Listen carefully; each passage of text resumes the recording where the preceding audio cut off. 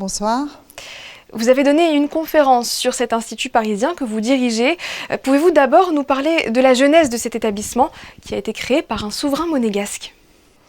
Tout à fait. L'Institut de paléontologie humaine est une fondation française qui a été créée par le prince Albert Ier en 1910. Il a voulu que ce soit une fondation française parce qu'il avait énormément confiance dans beaucoup de chercheurs, en particulier du Muséum national d'histoire naturelle, avec lesquels il travaillait déjà depuis un certain temps, et qui l'ont convaincu qu'il fallait absolument créer un institut qui n'existait pas. L'Institut de paléontologie humaine est le plus ancien institut consacré à la préhistoire dans le monde.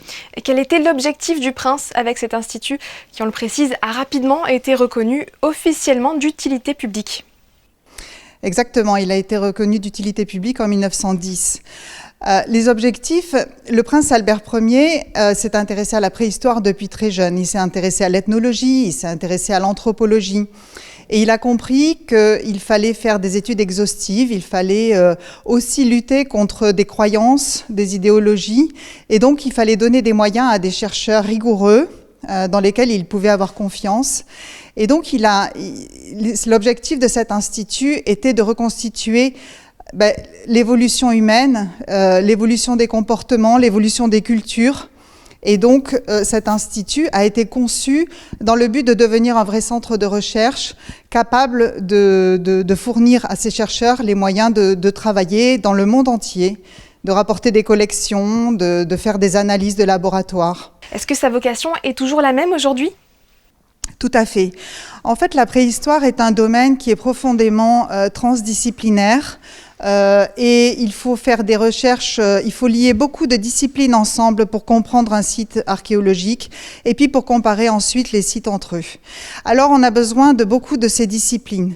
Et c'était le cas déjà en 1910. Et au début du XXe siècle, c'est toujours le cas et ça le restera parce que la science préhistorique est une science jeune qui évolue très vite. Maintenant, par exemple, on fait de la génétique, pas à l'Institut de paléontologie humaine, mais l'Institut de paléontologie humaine reste très pluridisciplinaire. On a des laboratoires de géologie, de palynologie, de datation.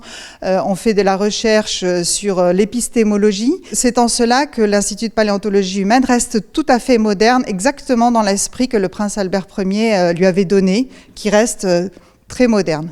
Est-ce qu'il y a encore de grandes questions qui restent sans réponse ? Évidemment, il y a beaucoup de grandes questions qui restent sans réponse. L'Institut de paléontologie humaine mène des recherches encore dans beaucoup d'endroits du monde, en particulier, par exemple, en Éthiopie, où je travaille moi-même sur des sites de 4 millions d'années, c'est-à-dire vraiment les plus anciennes origines de l'homme. Nous travaillons aussi sur des sites en Chine, dans la province du Hubei, par exemple, là où le professeur Movius, un professeur américain, disait qu'il n'existait pas d'acheléen au-delà d'une ligne en Asie. Nous avons démontré que la culture acheléenne, qui est caractérisée par le biface, est bien présente en Chine. Donc, nous continuons d'apporter des réponses à des questions qui se posent et à en soulever d'autres, bien sûr. Avez-vous des anecdotes historiques sur cette période de la préhistoire, un fait surprenant que vous pourriez nous partager ? Oui, par exemple, dans les années 20, en Israël, il existait un ambassadeur de France qui était passionné de préhistoire et qui s'est lancé dans des recherches, qui a fait des fouilles dans un site qu'on appelle Kafzé et qui a mis au jour des squelettes, des sépultures qui sont les plus anciennes sépultures actuellement connues au monde, qui sont datées de 100 000 ans. Ces fossiles sont arrivés à l'Institut de paléontologie humaine, qui était à l'époque dirigé par Marcelin Boule, parce que c'est l'Institut de paléontologie humaine qui a financé ces recherches à l'époque. C'est une très belle histoire. Enfin, vous, en tant que docteur en paléontologie, qu'est-ce qui vous passionne dans cette période qui, on le rappelle, est comprise entre l'apparition de l'homme et celle de l'écriture ? C'est-à-dire que nous sommes tous transportés, comme le musée d'anthropologie préhistorique ici, par l'aventure, cette grande aventure de l'évolution humaine. Nous essayons d'apporter des réponses sur ce qui caractérise cette espèce, ce qui fait qu'elle est unique, qu'elle a émergé, qu'elle a évolué, qu'aujourd'hui peut-être par certains côtés elle se met en danger, elle met en danger son propre environnement. Je pense que c'est ce qui nous réunit tous et c'est ce qui fait que nous avons vraiment l'intention de continuer à mieux comprendre, à mieux percevoir cette humanité. Eh bien, merci de nous l'avoir partagé. Merci, bonsoir.